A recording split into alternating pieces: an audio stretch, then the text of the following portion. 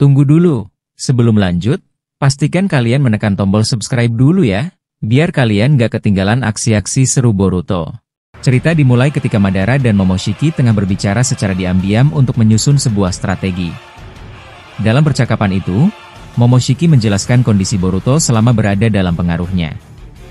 Ia mengatakan bahwa sampai saat ini, Boruto masih dalam keadaan baik-baik saja.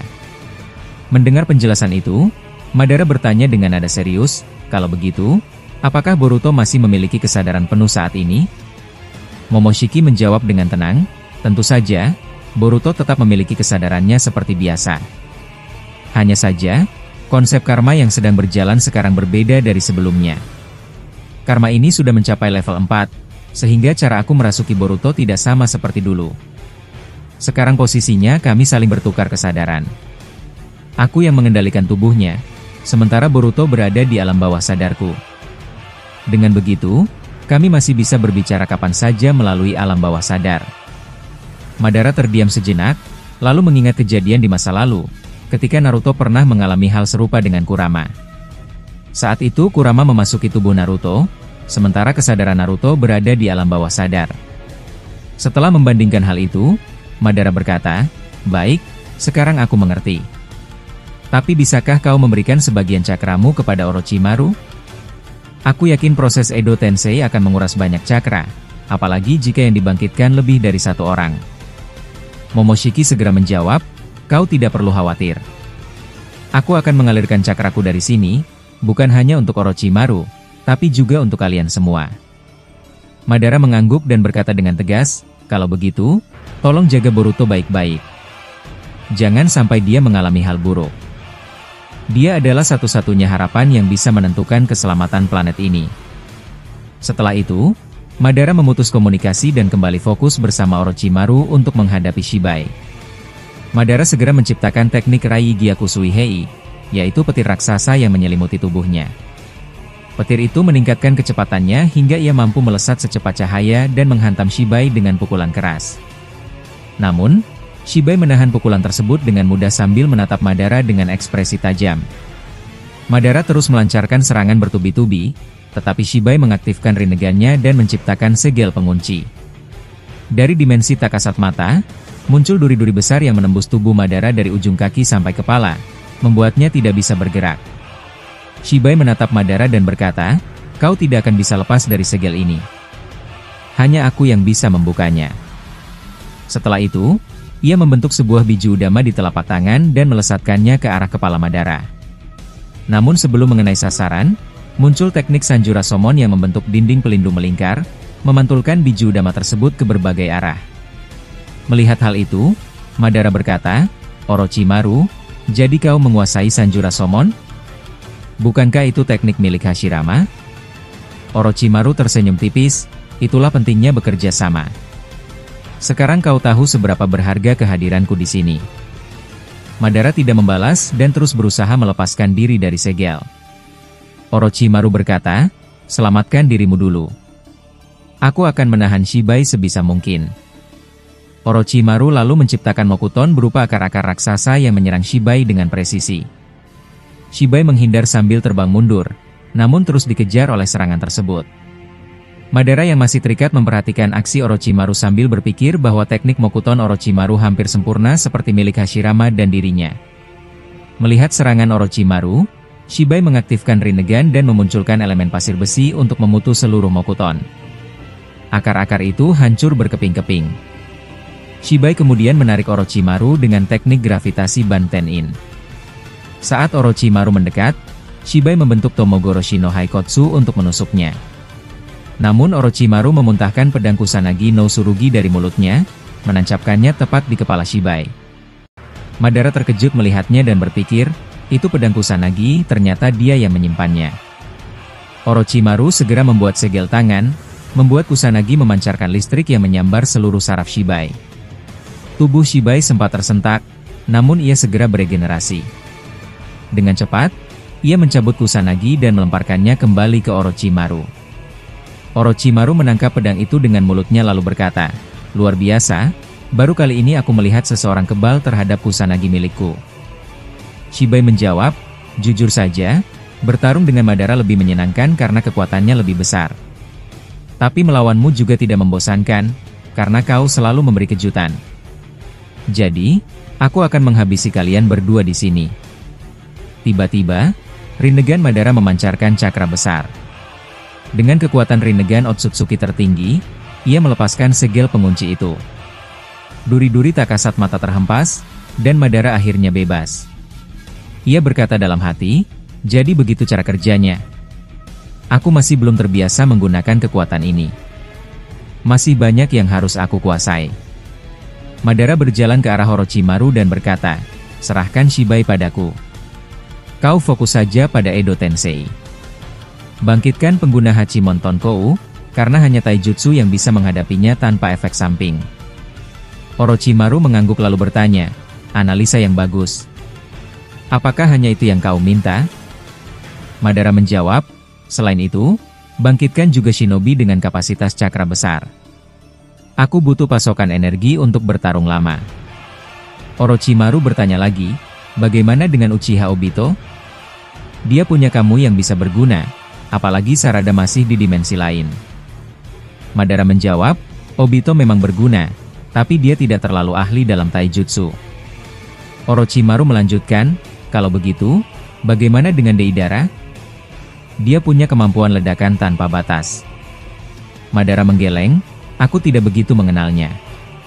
Aku hidup jauh sebelum zamannya. Untuk Edo Tensei, aku serahkan padamu. Kau lebih tahu siapa saja shinobi kuat yang bisa berkontribusi. Yang penting, jangan kecewakan aku.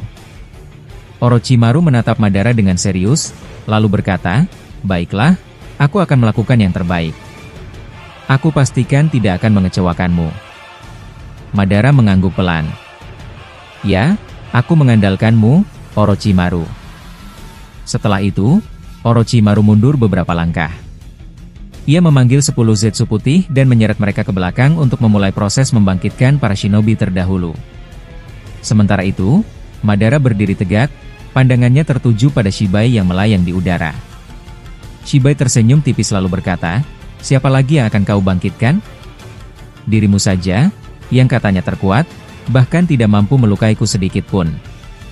Mendengar ejekan itu, Madara tidak membalas sepatah kata pun. Ia hanya membentuk segel tangan dan menghembuskan serangan Katon berukuran sangat besar. Api itu membanjiri daratan, hingga hampir seluruhnya tertutup kobaran. Satu tiupan saja sudah setara dengan gabungan serangan Katon dari ratusan shinobi. Namun, Shibai menyerap api tersebut menggunakan Rinnegan di telapak tangannya. Yang tidak disadari Shibai, Katon itu mengandung elemen peledak yang terbentuk dari cakra. Begitu api terserap masuk ke Rinnegan, terjadi ledakan besar yang membuat tubuh Shibai terpental. Melihat peluang itu, Madara langsung mengejarnya dan mengaktifkan Rinnegan Otsutsuki tertinggi. Dengan kekuatan ini, ia memperbanyak jumlah Gudodama, lalu melemparkannya bertubi-tubi ke arah Shibai. Namun, Shibai menangkis seluruh Gudodama dengan kemampuan refleksinya. Bola-bola itu memantul kembali dan menancap di tubuh Madara, membuatnya terkena serangan dari jutsunya sendiri. Tidak berhenti di situ, Shibai menendang Madara dengan keras, terdengar suara tulang rahang yang retak. Madara jatuh ke tanah, tapi dalam hati ia berpikir, aneh, mengapa serangan Katon dengan elemen peledak bisa membuatnya terpental, tapi Gudodama malah ia pantulkan? Seharusnya Katon juga bisa ia refleksikan, ini artinya kekuatan refleksinya punya kelemahan. Madara berniat menguji hipotesisnya. Ia membentuk Mokuton Myojinmon untuk mengurung Shibai dengan gerbang kayu raksasa, tapi lagi-lagi serangannya terpental. Ia lalu maju untuk menyerang jarak dekat, menciptakan uap panas sebagai serangan berikutnya. Namun uap itu juga berbalik arah dan mengarah padanya. Madara menahannya dengan Susanoo, lalu mencoba menebas Shibai, tapi pedangnya patah terkena pantulan. Tidak menyerah, Madara mengakses kekuatan penuh Rinnegan Otsutsuki tertinggi dan memunculkan pasir emas serta pasir besi. Dua elemen ini ia gabungkan dan putar seperti ombak besar di udara. Shibai melihatnya dan berkata, wah, jadi kau sekarang bisa mengendalikan berbagai Kekkei Genkai dan Jutsu, ya? Rupanya kau benar-benar sudah mengambil Rinnegan Otsutsuki tertinggi. Madara tetap diam, lalu menghantamkan ombak pasir gabungan itu. Dalam hatinya, ia berpikir, Sekarang aku mengerti cara mengendalikan Rinnegan ini. Dari kejauhan, Orochimaru yang sedang fokus pada Edo Tensei melirik Madara. Dalam hati ia mengagumi, dia benar-benar pantas disebut Dewa Shinobi. Bisa menggunakan pasir besi dan pasir emas, padahal pasir emas hanya diwarisi Kazekage keempat, ayahnya Gaara. Meski terlihat hebat, serangan pasir emas dan besi itu tetap terpental kembali, melahap Madara sendiri. Madara lalu menciptakan elemen foton untuk menghancurkan pasir yang mengurungnya. Ia bergumam dalam hati, apa-apaan ini, elemen peledak bisa mengenaiku, tapi serangan lain selalu terpental. Aku harus tanya pada Momoshiki. Pasti ada kelemahan dalam kemampuan refleksinya. Shibai, menyadari Madara ingin mencari celah, segera menekan tanpa henti. Ia membentuk ilusi kuat dengan Senrigan, memunculkan pola bintang dan bulan sabit biru. Madara tanpa sengaja menatapnya, membuat ilusi itu masuk ke pikirannya. Shibai bermaksud menghapus ingatan Madara dan mengubah takdirnya, tapi Rinnegan Otsutsuki tertinggi di mata Madara menyala. Aliran cakra dari Rinnegan itu menghantam saraf otaknya dan mematahkan ilusi tersebut. Shibai mendengus dalam hati, kurang ajar, lagi-lagi mata itu yang menggagalkan rencanaku. Kalau terus begini, aku harus menghancurkan mata itu. Madara, yang sudah bebas dari ilusi, berkata, kemampuanmu luar biasa. Bisa menghapus ingatan dan bahkan mengubah sejarah hidup seseorang, tapi sayang sekali, mataku ini membuatmu tidak akan pernah bisa melakukannya padaku. Shibai membalas dengan nada jijik, menjijikan. Kau berbangga diri memakai mata musuhmu sendiri. Itu tandanya kau lemah, karena kau mengandalkan kekuatan orang lain. Madara tersenyum tipis. Kalau aku lemah, mana mungkin aku bisa mengambil mata ini dari Otsutsuki tertinggi? Kau tahu sendiri betapa kuatnya dia. Dalam hati, Shibai berpikir, Madara sedang mencoba menemukan kelemahan refleksiku. Dia pasti sudah sadar kalau serangan katon peledak itu berhasil mengenainya. Dan kalau Momoshiki tahu, mereka akan memanfaatkannya. Untuk mencegah itu, Shibai menyerang tanpa memberi kesempatan bicara. Ia menciptakan 10 bunshin. Madara membalas dengan 10 bunshin Mokuton, lalu keduanya saling beradu. Shibai mengeluarkan api minyak panas dari telapak tangannya, melumat bunshin Madara seperti lilin. Madara yang asli melindungi diri dengan Susanoo, tapi armornya ikut meleleh. Ia lalu menggunakan Shinra Tensei, membuat semburan api itu memantul kembali ke Shibai. Tak berhenti di situ, Madara menciptakan Kibaku no, mengubah tanah di bawah pijakan Shibai menjadi tanah liat lembek. Ia meledakkannya, menghasilkan ledakan sebesar biju udama. Namun, seperti sebelumnya, serangan itu juga dipantulkan kembali oleh kekuatan refleksi Shibai. Madara yang sudah merasa sangat kesal dengan kemampuan refleksi milik Shibai, akhirnya mencoba menghubungi Momoshiki lewat komunikasi rahasia. Dengan nada kesal, Madara berkata, Momoshiki, aku benar-benar tidak tahan lagi dengan kemampuan refleksi milik Shibai. Setiap serangan yang aku keluarkan selalu saja dipantulkan kembali kepadaku. Tidak peduli seberapa kuat atau unik jutsuku, semuanya tidak ada gunanya. Aku minta kau memberitahuku kelemahannya sekarang juga, walau hanya satu. Cepat, sebelum aku kehabisan cara. Mendengar itu, suara Momoshiki terdengar terputus-putus, seolah ia sedang bergerak cepat. Dari nada bicaranya, jelas ia sedang menghadapi pertempuran sengit. Tunggu sebentar, Madara, jawab Momoshiki sambil terengah-engah. Kau tidak mengerti, kondisiku saat ini tidak ideal untuk mengobrol panjang. Aku sedang bertarung melawan Otsutsuki tertinggi, dan dia terus-menerus menghujaniku dengan serangan Shinjutsu yang nyaris tanpa jeda. Kalau aku lengah sedikit saja, aku bisa terluka parah. Madara yang mulai kehilangan kesabaran langsung memotong. Aku tidak peduli seberapa sulit kondisimu sekarang. Berikan aku setidaknya satu informasi penting. Aku tidak minta semua detailnya. Satu kelemahan saja sudah cukup bagiku untuk memulai serangan balasan. Jangan buat aku terus membuang waktu melawan tembok berjalan ini. Di sisi lain, Momoshiki sedang berusaha keras bertahan. Kedua tangannya ia silang di depan tubuh untuk menahan hantaman bertubi-tubi dari lawannya. Ratusan pukulan cepat menghantam pertahanannya, membuat ia sulit bernapas, apalagi berbicara dengan tenang. Dalam hatinya ia mengumpat. Sial, dengan serangan secepat ini, sulit sekali bagiku untuk fokus berbicara. Meski begitu, Momoshiki tetap berusaha menjawab. Dengar, Madara. Kekuatan refleksi Shibai itu sangat rumit. Tidak banyak yang tahu kelemahannya. Mungkin hanya aku dan beberapa Otsutsuki tingkat atas. Cara kerjanya adalah mendeteksi serangan bahkan sebelum serangan itu benar-benar mengenainya. Kecepatan pendeteksiannya melampaui kecepatan datangnya serangan itu sendiri. Jadi, kalau seranganmu datang dari satu arah dan hanya mengandung satu jenis elemen atau teknik, maka refleksinya akan langsung aktif dan memantulkannya kembali. Madara mencoba mencerna informasi itu, lalu bertanya, "Kalau begitu, bagaimana caranya agar seranganku bisa mengenai dia?" Kalau semua serangan satu arah langsung dipantulkan, berarti aku harus membuat sesuatu yang berbeda. Momoshiki menjawab dengan nada serius, meski ia masih terdengar menahan tekanan. Caranya adalah dengan mengecoh sistem pendeteksian milik refleksinya. Kau harus menggabungkan dua jenis jutsu atau lebih dalam satu serangan, tetapi skalanya tidak boleh seimbang. Misalnya, kau gabungkan Raiton dengan elemen peledak. Buat porsi Raitonnya sekitar 70%, sedangkan elemen peledaknya hanya 30%. Saat keduanya bercampur, kekuatan refleksi akan menganggap serangan itu murni Raiton, karena skala Raiton lebih besar. Hasilnya, Raiton akan dibatalkan oleh refleksinya, tapi elemen peledaknya, yang lebih kecil, akan lolos dari deteksi dan bisa melukai Shibai. Madara sedikit mengangguk. Jadi kelemahannya adalah refleksi itu hanya fokus pada satu serangan yang terdeteksi dominan, dan sisanya bisa lolos tanpa terpantulkan? Momoshiki menghela napas berat, lalu berkata, "Tidak sesederhana itu. Kekuatan Shibai sangat adaptif.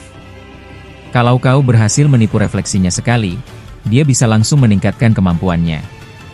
Dalam waktu singkat, dia bisa mengubah refleksinya untuk mendeteksi serangan dari 10 arah sekaligus, bahkan dengan kombinasi elemen yang berbeda. Jadi, kelemahan ini hanya berguna untuk sementara." Mendengar itu, Madara terdiam sejenak. Ia kemudian bertanya dengan nada lebih serius.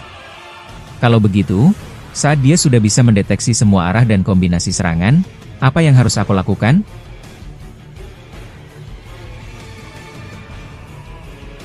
Cerita dimulai saat Kurama sedang memikirkan sebuah rencana untuk menciptakan revolusi kekuatan baru. Dalam pikirannya, ia ingin menggunakan kekuatan cakra besar yang dimilikinya untuk memberikan kekuatan tambahan kepada orang-orang tertentu. Kurama pun memulai diskusi serius dengan Kaguya. Ia berkata dengan nada tenang namun penuh perhitungan, "Kaguya, aku sudah memikirkan ini cukup lama. Karena sekarang kita memiliki afinitas cakra yang sangat kuat, aku rasa kita bisa melakukan sesuatu yang besar. Aku ingin menciptakan revolusi kekuatan baru, dan aku ingin memberikannya kepada Himawari. Setelah itu, cakra gabungan yang kita bentuk bisa kita berikan juga kepada Orochimaru dan semua orang yang ada di sekitar kita. Cakra dalam tubuhku ini sangat besar dan tidak terbatas. Kita bisa mengubahnya menjadi sebuah lingkaran cakra, dan dari situ kita bisa memperkuat mereka semua. Apalagi kau sendiri memiliki kekuatan Shinjutsu hasil dari memakan buah cakra. Aku harap kau bisa bekerja sama denganku dalam hal ini." Kaguya mendengarkan dengan seksama, lalu menjawab dengan lembut, "Apa yang kau katakan benar sekali. Aku akan melakukan apa yang kau sarankan. Seperti biasa, kau adalah satu-satunya biju yang bisa berpikir sejauh ini. Pikiranmu selalu logis dan jarang meleset dari kenyataan. Aku cukup tahu kemampuanmu selama ini." Mendengar tanggapan itu, Kurama pun tersenyum kecil dan melanjutkan penjelasannya. "Sekarang, yang harus kau lakukan adalah membuka akses penuh ke alam bawah sadar ini. Aku ingin kita bisa beresonansi sepenuhnya agar cakra kita bisa menyatu.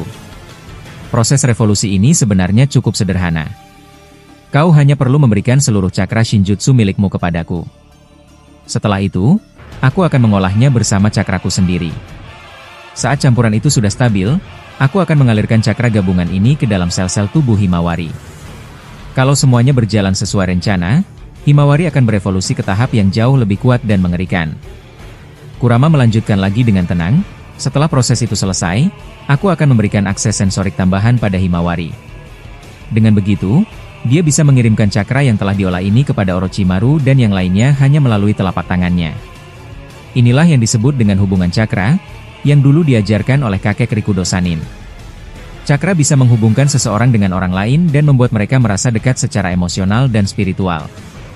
Dari hubungan itu, kekuatan luar biasa bisa tercipta.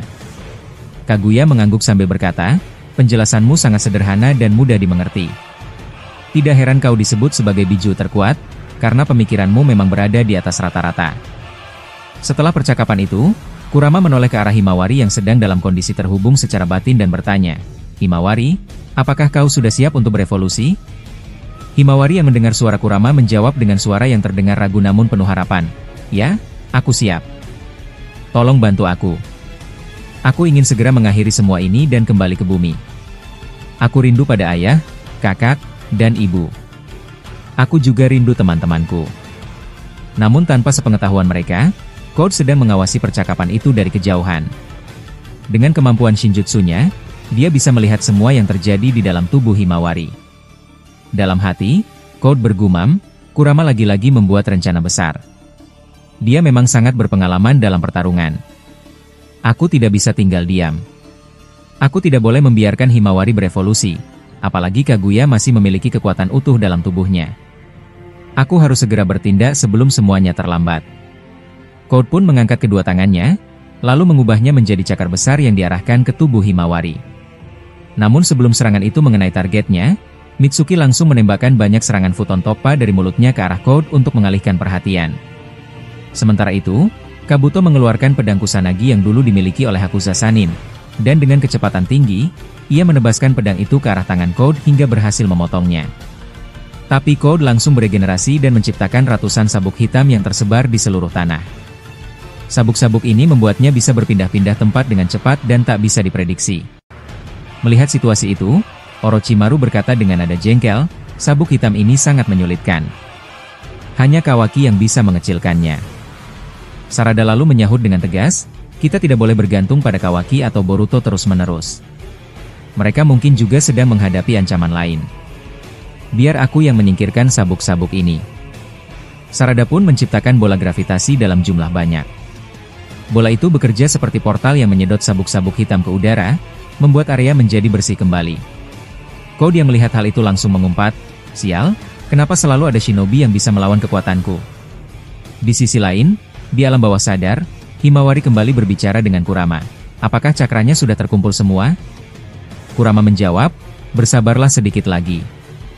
Suruh Orochimaru mengulur waktu. Proses ini tidak bisa dipercepat karena kekuatan yang sedang kita bangkitkan sangat besar. Apalagi aku tidak bisa terhubung dengan tubuhku yang satunya yang berada di dalam tubuh Naruto.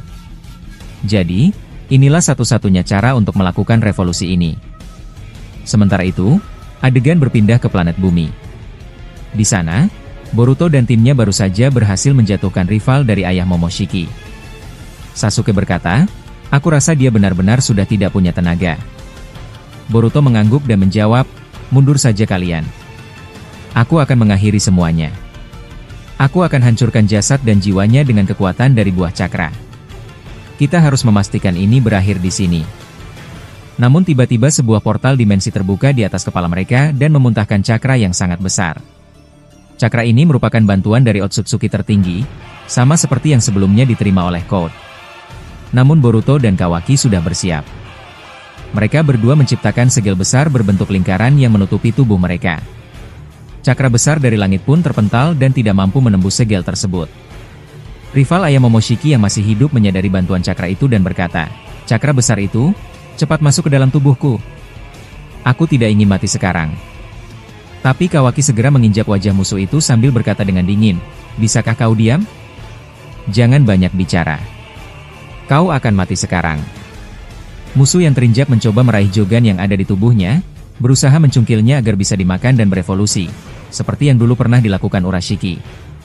Boruto melihat itu dan langsung menginjak tangannya hingga bola mata Jogan yang dicungkil itu hancur. Boruto berkata tegas, aku tidak akan membiarkanmu melakukannya. Sasuke kemudian membuka portal dimensi dengan Rinnegan-nya, menyedot seluruh cakra bantuan itu ke dalam dimensi milik Kaguya.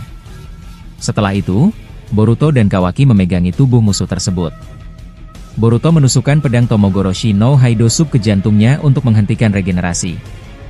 Tubuh musuh itu pun menghitam dan berubah menjadi abu. Saat jiwanya keluar dari tubuh dan mencoba masuk ke tubuh Boruto, Naruto langsung bereaksi. Ia menggabungkan kekuatan Shukaku, Gudo Udama, dan kekuatan dari Rikudo Sennin. Dengan itu, ia berhasil menyegel jiwa musuh itu dalam bola Gudo Udama, sama seperti saat Madara pernah disegel dulu. Lalu Kawaki mengaktifkan kekuatan ayah Momoshiki dan menghancurkan jiwa musuh dengan energi Shinjutsu yang keluar dari tangannya. Jiwa itu meledak dan berubah menjadi asap. Akhirnya, musuh tersebut benar-benar mati selamanya. Boruto menarik napas dan berkata, "Akhirnya, kita berhasil. Sekarang kita harus mencari Himawari, Orochimaru, dan yang lainnya." Sasuke menjawab, "Kurasa Himawari sekarang baik-baik saja. Tapi yang jadi masalah adalah Code. Aku tidak tahu apakah dia masih dalam kondisi sebelumnya atau sudah berevolusi menjadi lebih berbahaya." Kawaki berdiri sambil memandangi pohon Shinju yang masih berdiri tegak di hadapannya. Ia menarik napas pelan lalu berkata dengan suara serius, "Aku tidak menyangka kalau Code akan bertindak sejauh ini. Tapi kalau boleh jujur, dibandingkan kita repot-repot pergi ke dimensi lain dan meninggalkan tempat ini, menurutku akan jauh lebih baik jika kita fokus menghancurkan pohon Shinju ini terlebih dahulu. Kita harus pastikan seluruh akar pohon ini benar-benar mati. Selama pohon ini masih hidup, ancaman tetap ada, dan kita tidak akan pernah benar-benar aman." Namun sebelum mereka bisa lanjut berdiskusi, tiba-tiba terdengar suara langkah kaki dari belakang. Ketika mereka menoleh, tampak seorang pria muncul membawa tas besar di punggungnya. Pria itu ternyata adalah Amado. Ia berjalan dengan santai, lalu berhenti sambil bertepuk tangan dan tertawa kecil. Dengan nada agak mengejek, Amado berkata, "Hebat sekali. Kalian ternyata benar-benar bisa mengalahkan rival ayah Momoshiki. Padahal kekuatannya jelas sangat berbahaya. Aku harus akui, aku benar-benar terkesan dengan perkembangan kalian sejauh ini." Begitu melihat Amado, Kawaki langsung bereaksi cepat. Ia maju dan langsung mencekik leher Amado dengan penuh curiga. "Pria tua, apa yang kau lakukan di sini? Apa tujuanmu muncul sekarang?" tanya Kawaki dengan nada mengancam. Amado tetap tenang dan menjawab, "Sabar, Kawaki. Dari dulu kau memang selalu terburu-buru. Aku datang ke sini bukan untuk membuat masalah. Aku hanya ingin menawarkan kerjasama, tentu saja, kalau kalian bersedia mendengarkan penjelasanku." Kawaki terlihat makin mempererat cengkeramannya, tetapi Naruto buru-buru maju dan menahan tangan Kawaki. "Sudahlah, lepaskan dia dulu. Kita dengarkan saja dulu apa yang ingin dia katakan," kata Naruto dengan suara yang tetap tenang. Mendengar itu, Madara ikut menyela, "Kau benar-benar masih naif, Naruto. Kita seharusnya langsung saja menghajarnya. Dia ini ilmuwan yang sangat mencurigakan." Naruto pun membalas, "Aku tahu kau tidak pernah suka dengan pendekatanku, Madara. Tapi untuk saat ini, kita butuh informasi. Jadi, mari kita tenang dulu dan dengarkan apa yang ingin disampaikan Amado." Amado tersenyum tipis saat suasana menjadi lebih tenang, lalu berkata, "Lihat, suasananya langsung jadi formal seperti biasa. Kalian memang selalu penasaran dan menginginkan informasi dariku." Tapi belum sempat Amado melanjutkan, Boruto berjalan mendekat dan tanpa ragu menebas salah satu tangan Amado hingga hancur. Dengan ekspresi serius, Boruto berkata, "Aku tidak seperti ayahku yang terlalu lembut. Aku tidak akan berpikir dua kali. Kalau kau bertele-tele, tanganmu yang satunya akan kutebas juga." Amado meringis kesakitan, lalu menjawab, "Sifatmu ini mengingatkanku pada Sasuke." "Baiklah, aku akan bicara. Kalian ingin menghancurkan pohon Shinju, bukan? Aku punya caranya. Tapi, tentu saja, aku tidak akan memberikannya secara cuma-cuma. Aku punya syarat." Sasuke yang sejak tadi memperhatikan langsung bertanya, "Apa yang kau inginkan?" "Langsung saja katakan." Amado menatap mereka satu persatu lalu menjawab, "Aku ingin kalian menyerahkan Kawaki padaku. Aku ingin dia menuruti semua perintahku. Selain itu, aku minta jaminan perlindungan dari kalian, terutama dari ancaman Otsutsuki tertinggi. Aku tahu setelah aku membocorkan rahasia tentang pohon Shinju ini, nyawaku pasti jadi target utama mereka. Jadi, kalau kalian ingin informasi ini, kalian harus melindungiku dengan segala cara." Naruto menoleh ke arah Sasuke tanpa berkata sepatah kata pun. Ekspresinya terlihat bingung dan ragu. Sasuke lalu melangkah mendekat ke Amado dan bertanya, "Apa yang membuat pohon Shinju kali ini berbeda dari sebelumnya?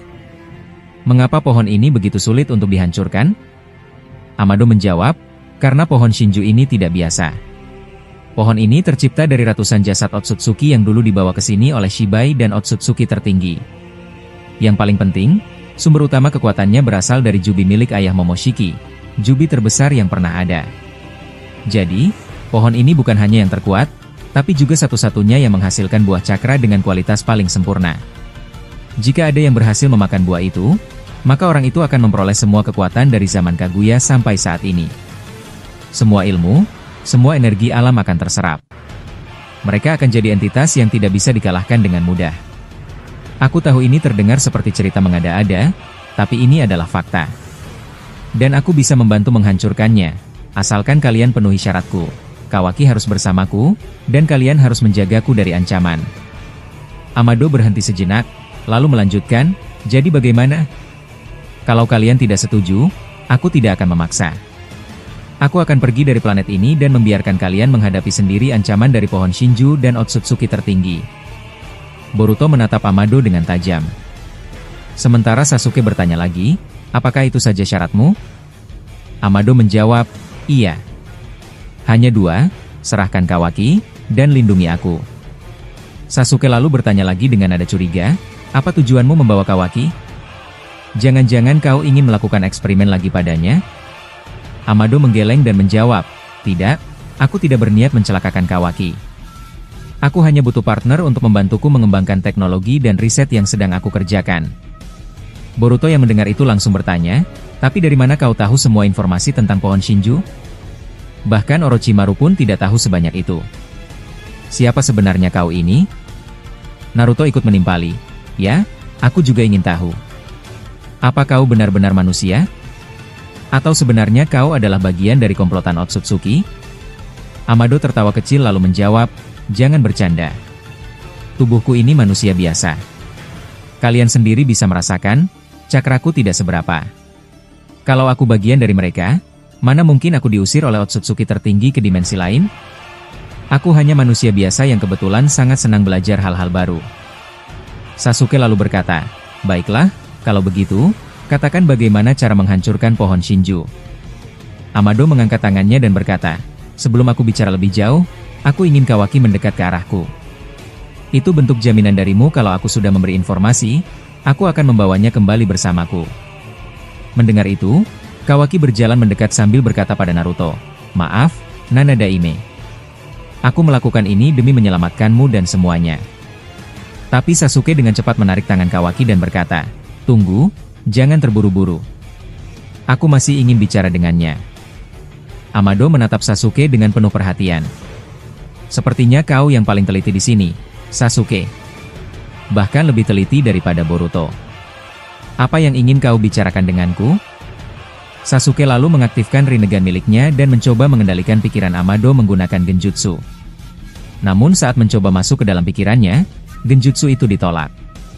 Ternyata tubuh Amado memiliki sistem perlindungan yang membuatnya kebal terhadap pengaruh genjutsu. Amado berkata dengan suara datar, kau sungguh gigih, Sasuke. Kau benar-benar tidak ingin memberikan imbalan apapun, tapi tetap ingin mendapatkan semua informasi dariku. Sasuke pun menjawab dengan tegas, aku melakukan itu karena aku tidak bodoh. Aku tahu kau menyembunyikan niat tertentu. Aku tidak ingin planet ini terancam lagi hanya karena kepercayaan buta. Madara yang sejak tadi memperhatikan, mulai kehilangan kesabarannya. Ia mengangkat pedang Rikudo dan hendak menebas leher Amado. Tapi sebelum pedang itu sampai, Amado berkata dengan cepat, silakan bunuh aku. Tapi ketahuilah, jika aku mati, kalian tidak akan mendapatkan informasi apapun tentang Otsutsuki. Dan saat itu terjadi, pohon Shinju akan terus tumbuh, hingga planet ini membusuk dan menjadi buah cakra. Silakan saja, buat pilihan kalian. Madara terdiam sejenak. Wajahnya menegang, seolah berpikir ulang. Boruto yang sejak tadi mencurigai Amado kemudian memerintah, buka tasmu. Aku ingin tahu apa yang kau bawa di dalam tas itu. Jangan sembunyikan apapun. Amado menatap mereka semua dengan serius, lalu berkata, kalian adalah para shinobi. Kalian tahu bahwa setiap shinobi punya aturan dan kode etik yang tidak boleh dilanggar. Salah satunya adalah menjaga privasi orang lain. Kalau kalian memaksa membuka tasku tanpa izinku, bukankah itu sama saja kalian melanggar sumpah sebagai shinobi? Tujuan kita di sini untuk membicarakan kerjasama, bukan untuk menggeledah barang pribadiku. Boruto, yang mendengar perkataan Amado itu, hanya bisa menggerutu dalam hati. Orang ini benar-benar menyebalkan. Apa sebenarnya yang dia inginkan? Siapa dia sebenarnya? Kenapa dia bisa bicara seolah tahu segalanya? Bahkan di saat situasi seperti ini, Sasuke masih terlihat ragu. Ia belum bisa menyetujui permintaan Amado. Dalam pikirannya, kalau sampai Kawaki diserahkan pada Amado, itu bisa berbahaya. Amado pasti punya cara untuk memanipulasi Kawaki, bahkan mungkin bisa menghapus ingatannya dan mengendalikannya sepenuhnya. Tapi di sisi lain, kalau Amado dibunuh sekarang, semua pengetahuan yang dia punya juga akan hilang. Sasuke menyadari, ini bukan keputusan yang bisa diambil sembarangan. Ia masih terus berpikir, mencoba mencari jalan keluar. Naruto memperhatikan Sasuke yang sedang dalam kebingungan. Ia kemudian maju ke arah Amado dan berkata dengan tenang, "Baiklah, Amado. Aku setuju dengan permintaanmu, tapi dengan satu syarat. Kami akan menyembunyikanmu di dalam dimensi Jigen milik Boruto, bersama Kawaki. Itu akan menjadi perlindungan terbaik selama aku dan Sasuke belum berhasil mengalahkan Otsutsuki tertinggi. Selama kami belum menyelesaikan misi ini, kamu tidak akan dikeluarkan dari dimensi itu.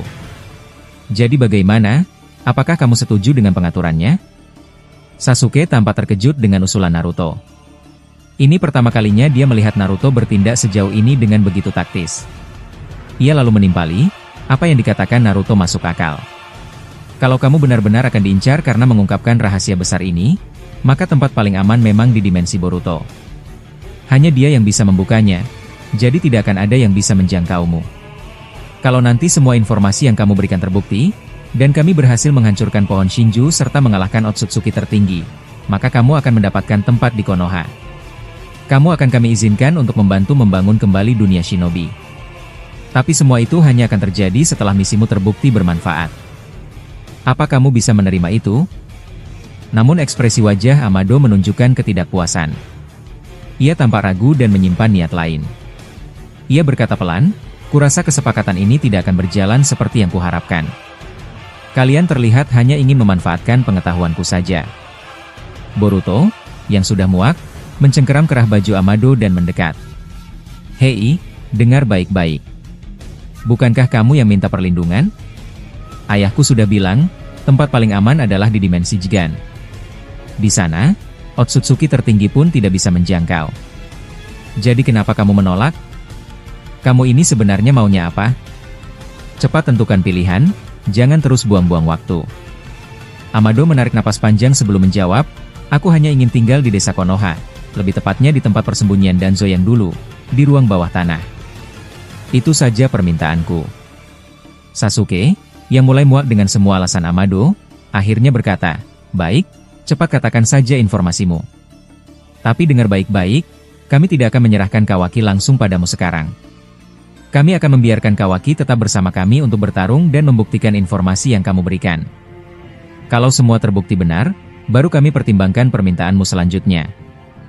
Amado pun mulai menjelaskan. "Sasuke, dengarkan baik-baik. Pohon Shinju ini bukan sekadar pohon biasa. Ia adalah makhluk hidup yang punya kesadaran sendiri. Instingnya sangat tajam. Kalau pohon ini sampai menghasilkan buah cakra, maka planet ini akan rusak perlahan-lahan. Yang kita hadapi sekarang adalah pohon Shinju terbesar sepanjang sejarah klan Otsutsuki. Tapi seperti makhluk besar lainnya, justru kelemahan pohon ini sangat kecil dan tersembunyi. Semakin besar kekuatannya, semakin kecil kelemahannya." Ia melanjutkan, "Ambil contoh Jubi, ekor 10. Kekuatan Jubi sangat besar, dan serangan besar pun tidak banyak berarti. Tapi jika kamu menyerang tepat di satu titik lemahnya, seperti mata rincaringannya, maka seluruh sistemnya akan kacau. Atau lihat rival ayah Momoshiki. Kamu tak perlu menyerangnya dengan banyak jurus. Cukup arahkan satu serangan ke bagian belakang lehernya, tempat saraf utama dan aliran cakra bertemu. Kalau titik itu ditusuk dengan besi hitam, aliran cakranya akan berhenti total. Dia tidak bisa bergerak, tidak bisa menggunakan jutsu apapun. Tubuhnya akan lumpuh seperti patung." Amado menatap Sasuke dengan serius. "Ingat waktu Madara menjadi Jinchuriki Jubi? Semua orang menganggap dia dewa. Tapi Zetsu hitam berhasil menjatuhkannya dengan satu tusukan kecil ke titik saraf utama. Hanya satu titik, dan semuanya selesai." Sasuke mengangguk pelan, tampak mulai memahami. Ia lalu bertanya, "Kalau begitu, Apakah setiap Otsutsuki punya titik lemah yang sama? Amado menggeleng. Tidak. Setiap Otsutsuki punya kelemahan berbeda. Ada yang kebal terhadap serangan seperti itu, ada juga yang sangat rentan. Pohon Shinju pun begitu. Walau kekuatannya luar biasa, kelemahannya tersembunyi di satu titik saja. Kalau titik itu hancur, seluruh sel, dari akar sampai daun, akan rusak total. Akar tidak bisa menyerap energi lagi, dan pohon itu akan mati. Penjelasan Amado membuat suasana hening sejenak. Semua mulai memahami betapa pentingnya informasi itu. Tapi mereka juga sadar, kesepakatan dengan Amado tidak bisa diambil dengan gegabah. Semua bergantung pada langkah selanjutnya. Lalu adegan berpindah saat ayah Momoshiki ingin mengambil mata Kamui milik Obito agar bisa mengakses buah cakra yang telah disembunyikan di dalam dimensi itu. Namun, sebelum ia berhasil mengambil mata tersebut, Boruto datang dari arah belakang dan menghantam punggung ayah Momoshiki dengan teknik Raion Jin Raisen. Serangan itu membuat ayah Momoshiki terdorong ke depan dan melirik tajam ke belakang karena kaget. Momen itu dimanfaatkan oleh Obito. Dengan cepat, ia melepaskan diri dari cekikan menggunakan dorongan Budodama, lalu mengayunkan tongkat Nonoboko ke arah ayah Momoshiki hingga kedua tangannya terputus. Ayah Momoshiki menatap kedua tangannya yang terputus dengan wajah terkejut. Belum sempat bereaksi, Boruto menyerap kekuatan cakra yang ada di tangan musuhnya itu. Tangan kanan Boruto pun menyala dikelilingi kobaran cakra besar. Boruto berkata dengan serius, "Aku tidak akan membiarkanmu kabur kali ini." Ia langsung menyerang kembali ayah Momoshiki dengan kekuatan besar yang telah ia bentuk menjadi rasengan Budodama di kedua tangannya. Dengan cepat, Boruto menghantamkan serangan itu, namun ayah Momoshiki mengecilkan tubuhnya tepat sebelum terkena, membuat serangan itu meleset. Ia muncul kembali di kejauhan, masih berada di lokasi yang sama, hanya saja cukup jauh dari jangkauan Boruto. Ayah Momoshiki terlihat tiba di dekat hutan. Ia menunduk, memandangi kedua tangannya yang baru saja terputus dan luka besar di perutnya akibat pukulan dari Boruto. Dalam hati, ia berkata, "Aku terlalu tergesa-gesa. Fokusku hanya pada buah cakra itu. Aku sama sekali tidak memperhitungkan Boruto yang ternyata jauh lebih kuat sekarang. Kalau aku tidak kabur tadi, aku bisa saja mati." Ia meringis menahan sakit, lalu kembali bergumam dalam hati, luka ini terlalu besar untuk diregenerasi dengan cepat. Aku butuh konsentrasi tinggi. Sementara itu, adegan berpindah ke Sasuke. Ia sedang berusaha mencari jalan keluar dari tempat terkurungnya. Namun tiba-tiba, langit di atasnya berubah. Segel pengunci dimensi yang tadinya ada, kini menghilang. Sasuke menatap langit dan berkata dalam hati, "Apa yang terjadi di tempat Boruto?"